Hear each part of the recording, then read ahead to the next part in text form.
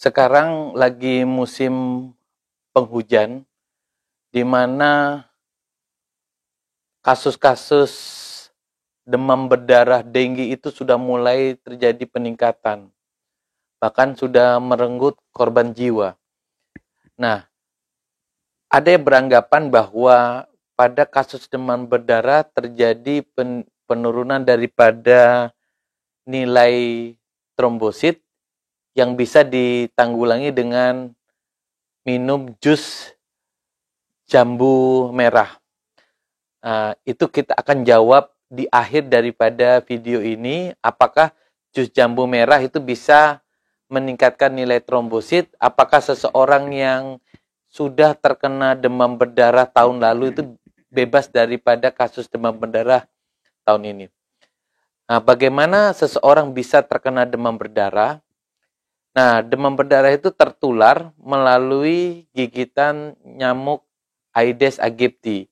Nyamuk ini hidupnya dari, maksudnya menggigit, itu dari jam pagi, jam sekitar subuh, dari jam 5, itu sampai sore hari. Nah, nyamuk ini sebelum menggigit seseorang, dia telah menggigit orang lain dulu. Nah, orang lain yang tergigit itu terkena infeksi virus dengue.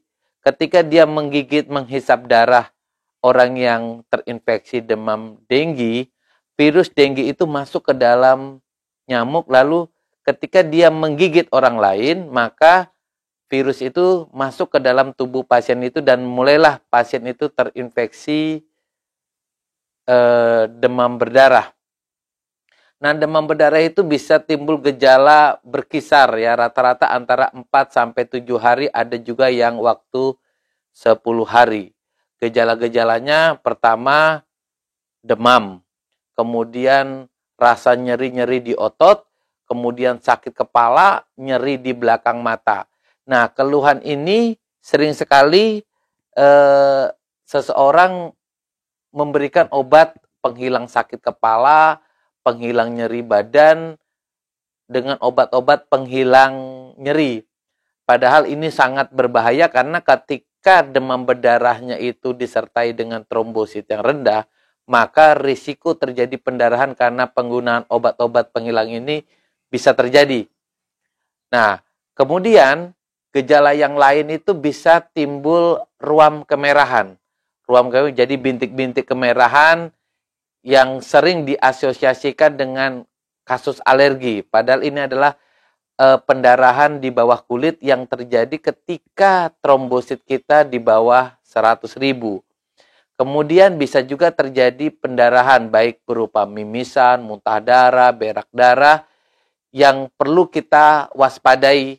Sehingga kita kalau menderita demam yang misalnya suhunya 40 derajat Celcius, berlangsung sampai hari keempat atau hari kelima, itu segera memeriksakan ke fasilitas kesehatan untuk mengetahui berapa sih jumlah trombosit kita ya.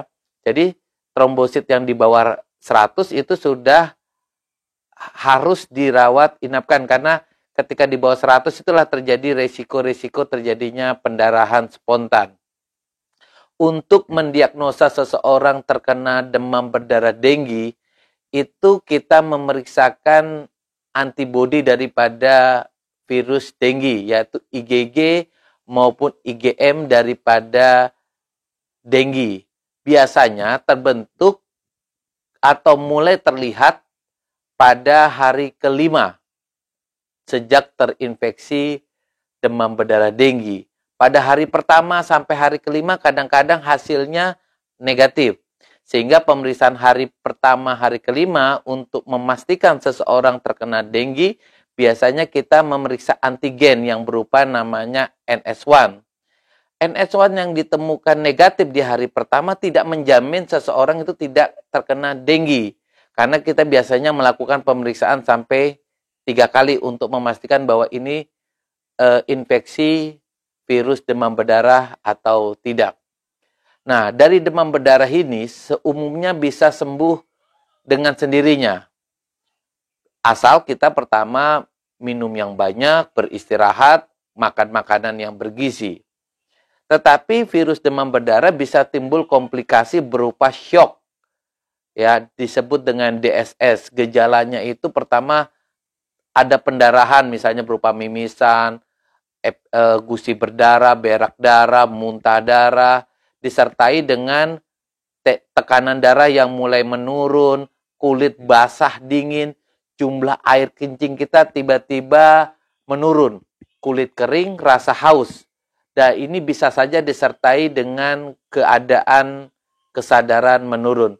Keadaan ini cukup berbahaya karena problemnya adalah ketika kesadaran menurun dan syok, kadang-kadang itu mencari pembuluh darah untuk memasukkan cairan sangat susah karena terjadi kolap, kemudian terjadi peningkatan daripada kadar urium kreatinin seseorang disebabkan karena tingkat dehidrasinya parah.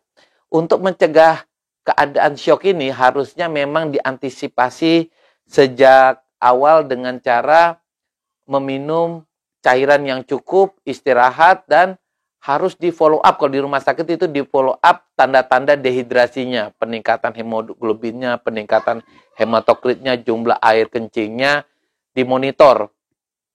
Nah, kembali ke awal pertanyaan, apakah trombosit yang turun tadi bisa meningkat dengan pemberian daripada jus jambu merah yang biji yang biasanya dijual, dan orang paling banyak itu mengkonsumsi jus jambu biji karena dianggap mampu meningkatkan trombosit. Dokter akan menjawab bahwa itu cuma mitos, ya. Jadi peningkatan trombosit itu akan terjadi dengan sendirinya ketika virus denggi itu sudah hilang dari tubuh, maka trombosit akan meningkat dengan sendirinya. Pemberian jus jambu biji baik untuk kasus-kasus demam berdarah, tetapi bukan untuk peningkatan trombosit. Tetapi pemberian jus jambu merah ini banyak mengandung vitamin C yang dibutuhkan untuk meningkatkan stamina pasien. Jadi bukan jus jambu biji saja, sebenarnya jus-jus buah yang lain pun sangat berguna. Nah, makanan yang boleh dimakan selama kita menderita demam berdarah denggi adalah semua makanan yang pada dasarnya mudah dicerna, kemudian kandungan vitaminnya, kandungan mineralnya, kandungan proteinnya cukup tinggi sehingga pengembalian kondisi pasien cukup baik. Yang kedua, apakah seorang yang dulu atau 2 tahun lalu, 1 tahun lalu terkena denggi itu bisa tidak terkena denggi? Nah, virus denggi itu ada 4 ya, ada 4 tipe sehingga seseorang jika terkena virus denggi, dia bisa membentuk kekebalan terhadap virus yang sejenis. Nah, kalau ada 4 tipe atau 4 macam virus denggi, orang bisa terkena demam berdarah minimal 4 kali dalam hidupnya. Sehingga tindakan-tindakan yang perlu dilakukan adalah tindakan mencegah gigitan daripada nyamuk Aedes aegypti dengan cara bagaimana? Jika misalnya di lingkungan ada terkena virus demam berdarah, pertama lakukan eradikasi, yaitu menghabiskan nyamuk penularnya dengan cara penyemprotan. Kemudian sarang-sarang nyamuk yang misalnya genangan-genangan air itu dibuang ya, kaleng-kaleng, sehingga pada waktu hujan tidak dijadikan media untuk berkembang biaknya nyamuk Aedes aegypti tersebut. Demikian rekan-rekan topik kita tentang penyakit daripada demam berdarah denggi. Terima kasih, jangan lupa subscribe, like, dan berikan komentar.